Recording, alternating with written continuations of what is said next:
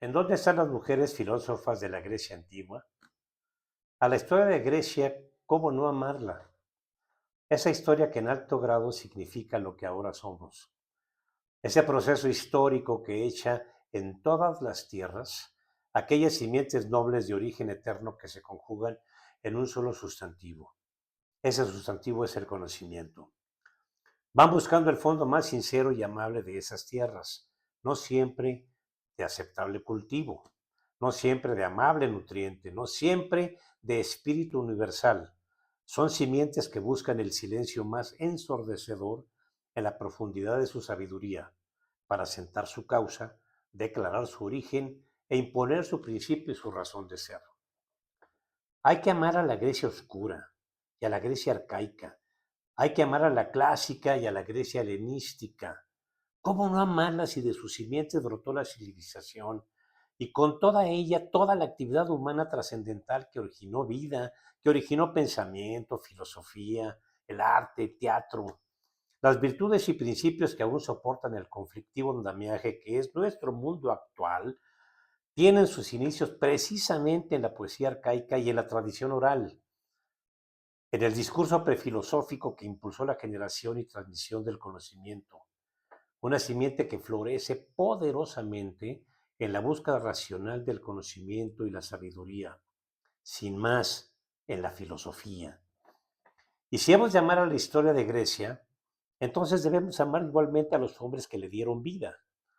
Es cierto que todos los pueblos tuvieron pensadores y sin duda tuvieron igualmente brillantez y una genuina visión del mundo. Sin embargo, los griegos se distinguieron por darle un ordenamiento al universo a partir de propuestas conceptuales de explicación como el logos, que da origen a todo, y la metodología para alcanzar la ética, la virtud, la lógica, la felicidad, la reflexión de la vida humana en el contexto de la ciudad-estado, en la polis. Los presocráticos, desde Tales de Mileto hasta Anaxágoras, pasando por Anaximandro y Anaxímenes, Pitágoras, uno de los más grandes, Heráclito, Parménides, desde el arjé, que es el principio fundamental del cual todo se origina, para algunos es el agua o lo indeterminado, o el aire para otros, o el número pitagórico, hasta el azar identificado con la necesidad o los cuerpos sensibles como agregados de átomos, por ejemplo, para Demócrito.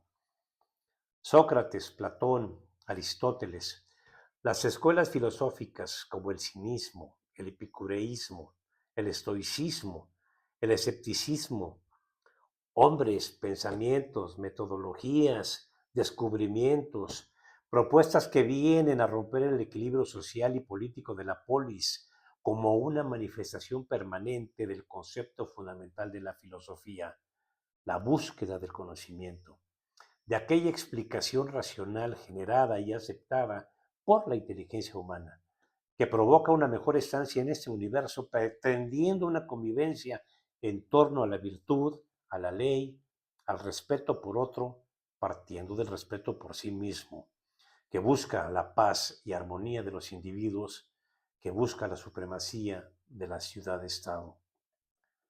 Hombres, varones, señores, reyes. Un mundo en el que la figura masculina en todos sentidos domina la escena. Todo indica que no hay espacio disponible para nadie más. Es el mundo del hombre. Bueno, y en este contexto, ¿qué pasa con la mujer? ¿Por qué no participa de la generación del conocimiento?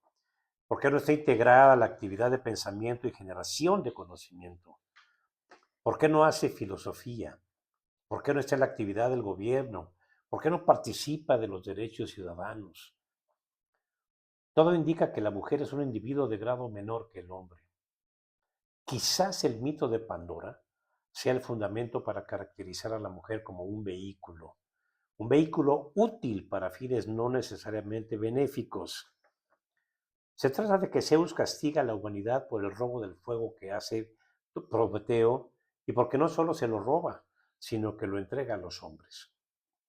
Zeus ordena a Éfeso la creación de la mujer y a través de ella provoca todos los males de la humanidad. Pandora, por cierto, bella mujer, Es entonces el vehículo de venganza de Zeus para castigar a la humanidad por haber recibido el fuego de manos de Prometeo.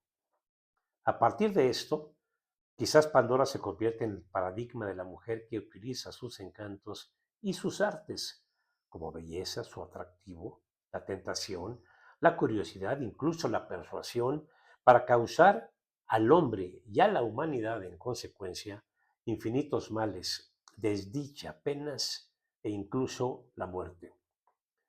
Sin embargo, es de considerar de mayor importancia en el mito el hecho de que se crea a la mujer a partir del hombre, es decir, un ser secundario, que es la mujer, creado desde la existencia del hombre y por tanto deberá ser sumisa a él, obediente y sometida a los deseos cuya función será atenderlo y a los bienes que él posea, a la reproducción sexual y a los cuidados de la casa. Eso es todo. La Grecia antigua se fundamentaba en una sociedad misógina, en la que el varón asumía los roles principales de desarrollo, del pensamiento, de educación, deporte, arte, teatro, poesía, un mundo del cual la mujer no podía participar. El simple hecho de que la mujer deseara participar de asuntos de varones la ubicaba en una situación de locura, en una dimensión apta únicamente para aquellas mentes trastornadas que pretendían romper con ese paradigma, que paradigma orientado únicamente a la atención de la casa, a la reproducción y al cuidado de los hijos. La educación y sus beneficios era un mundo inalcanzable para ellas. De acuerdo a esto, es oportuno preguntarse, ¿esa condición femenina era aceptada sumisamente por las mujeres? Incluso, ¿era de su agrado desarrollar ese papel y conformarse con ese destino predeterminado? ¿Se sentían a gusto? ¿No tenían la inquietud por la cual pudiesen llegar a algo más, a especular, a pensar, a explorar algún tipo de pensamiento por ellas mismas? ¿O puede pensarse que ese rol, pues es un rol de sacrificio de la mujer, destinando su vida a la atención de asuntos más mundanos, pero esencialmente para la continuidad de la vida, de la sociedad, de la cultura y el pensamiento? Ese rol de sacrificio se convierte en uno de primer orden de tal manera que permite al varón dedicar su actividad a filosofar, a gobernar. El varón hace la guerra y hace el deporte, entre otras muchas cosas más. Y mientras tanto, ¿quién atiende a los hijos? Mientras tú guerreas. ¿Quién administra tus bienes mientras tú dialogas en el ágora o en el teatro?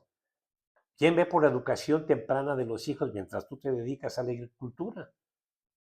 Creo que es posible pensar que la mujer cotidiana era consciente de ese rol y no solo lo cumplía con gracia y ejemplo, sino que lo valoraba como una aportación fundamental para el desarrollo de la sociedad, el logro del bien común. ¿Esas funciones podrían haber sido atendidas por los esclavos? ¿Serían las mujeres fuentes de inspiración y conducto extraordinario para la creación del pensamiento de los filósofos o el pensamiento de los gobernantes? Las cualidades femeninas fueron luz de sabiduría, como si fueran musas no divinas en la creación filosófica de algunos varones. ¿Es así? ¿Fue así? ¿Esas cualidades fueron luz de sabiduría?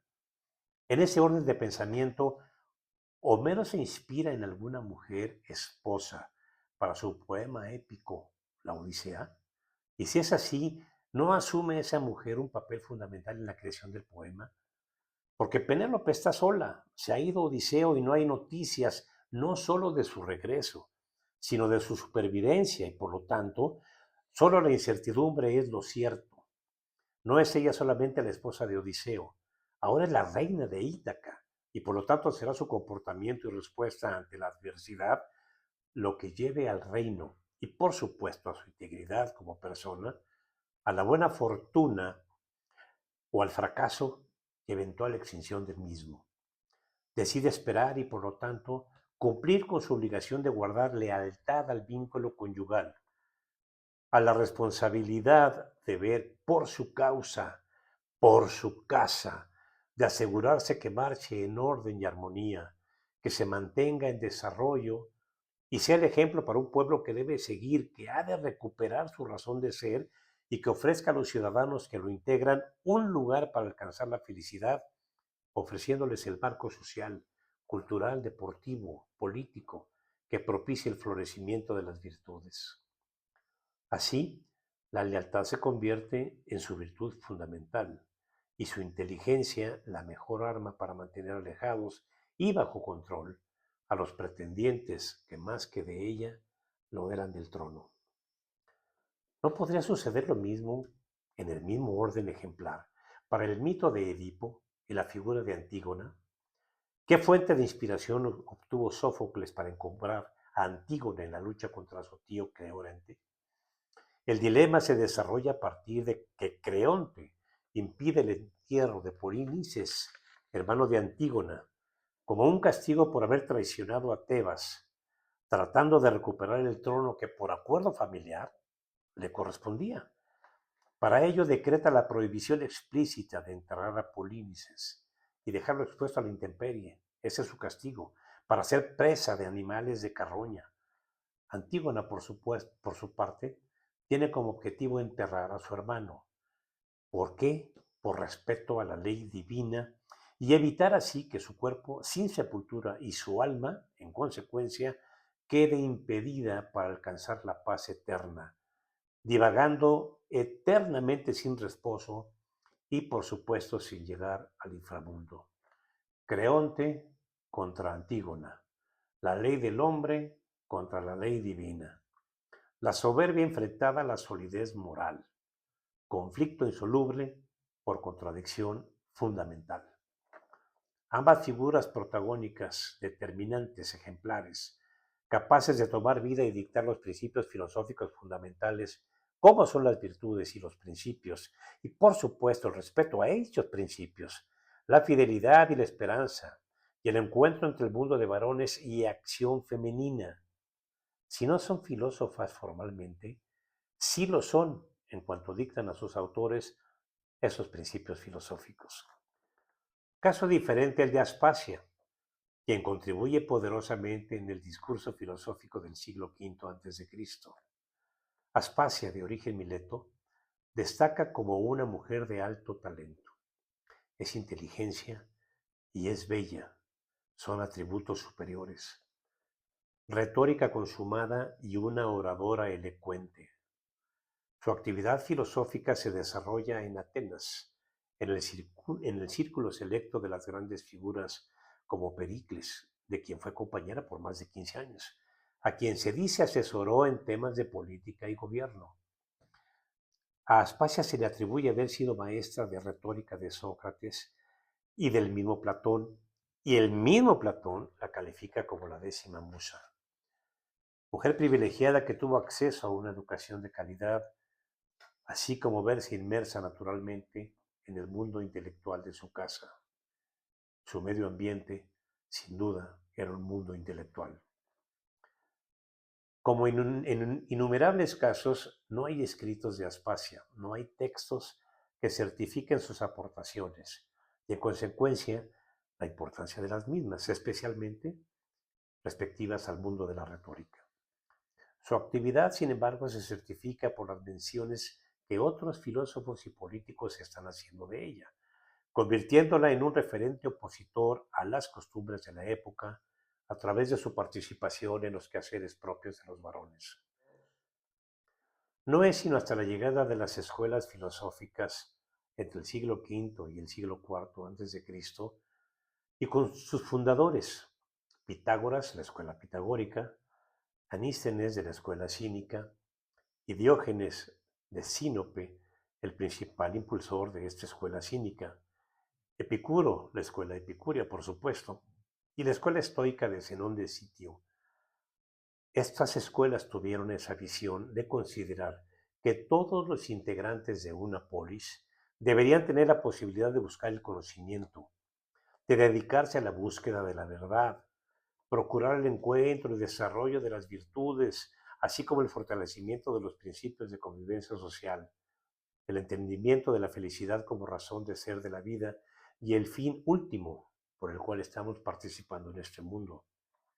Gracias a la apertura que estas escuelas ofrecieron para acceder al conocimiento, Es como aparecen las primeras filósofas. Teano de Crótona, esposa de Pitágoras y por supuesto la sucesora en la escuela pitagórica, cuya aportación se refiere al equilibrio y armonía del universo, fundamentada en la matemática, la música y la ética, talento de primer nivel, quien da seguimiento a los principios de pensamiento fundacionales de la escuela pitagórica, en la que el número, esa escuela pitagórica, tiene una presencia total como principio de la realidad. Una filósofa que participa intensamente para que la mujer tenga acceso a la educación, a la actividad política, a que deje de ser un no ciudadano y que la favorezcan a ella también los beneficios de estar incorporada a la polis. Junto con Teano aparece Temístoclea, considerada maestra de Pitágoras, quien fue determinante en el pensamiento de éste y los principios de la escuela correspondiente. Teano y Temístoclea unieron sus esfuerzos para lograr una apertura de igualdad de género a fin de que la mujer tuviera un grado similar de educación que el propio varón. Hiparquía de Maronea, gran filósofa cínica, de las primeras filósofas que enarbolaron, al igual que Teano y Temístoclea, la igualdad de género, la equidad de la oportunidad para que la mujer desarrollara no solo su ser interior, sino su participación en la polis y su activa colaboración en la conducción de los asuntos públicos. Hiparquía desafió valientemente y con gran integridad y respeto, por supuesto, a sus principios, que eran los de la escuela cínica, las normales sociales de su época, especialmente la misoginia. Defendió la libertad individual de las personas, especialmente de la mujer, y su convicción filosófica la hizo un referente de austeridad y rompimiento con las convenciones sociales. La palabra de Hiparquía fue siempre franca y libre.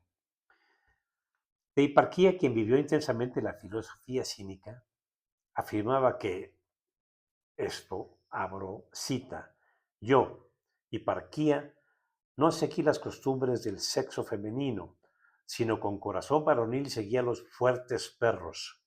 No me gustó el manto sujeto con la fíbula, ni el pie calzado, y mi cinta se olvidó del perfume. Voy descalza por el bastón, un vestido me cubre los miembros y tengo la dura tierra en vez de un lecho.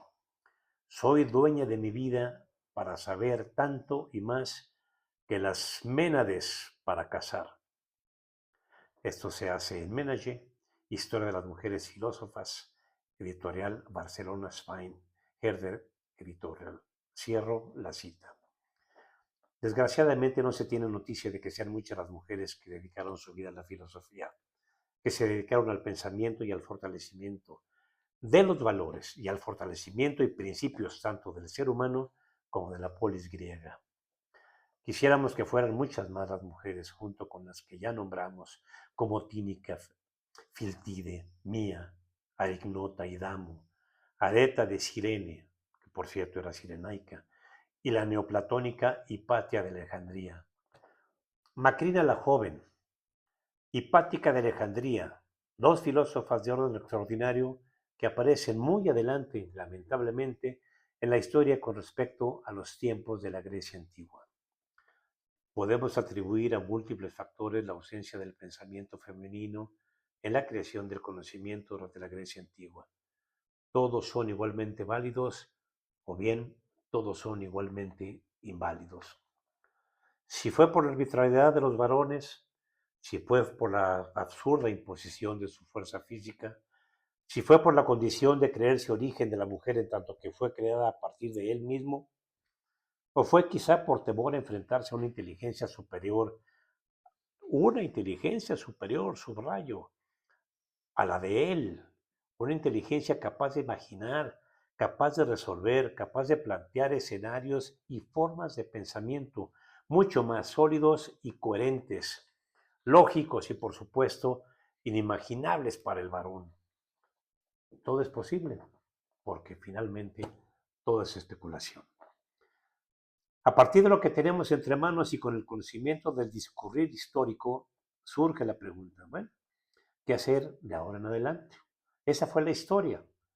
Es correcto mantener una separación de la mujer con respecto al quehacer intelectual, artístico, cultural o político, deportivo.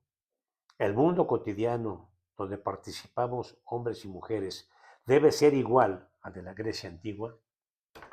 Seguramente aún no nos damos cuenta de que junto con la belleza y la armonía femenina que nos rodea, junto con esa armonía que se desplaza alegremente y con mucho fundamento en sí misma, que es la mujer, detrás de todo eso viene una inteligencia capaz de grandes sorpresas. Sigamos buscando a la mujer filósofa en la antigua Grecia. Muchas gracias. Javier Hernández Pliego, La mujer en la antigua Grecia, video para la entrega de la actividad de la semana número 6.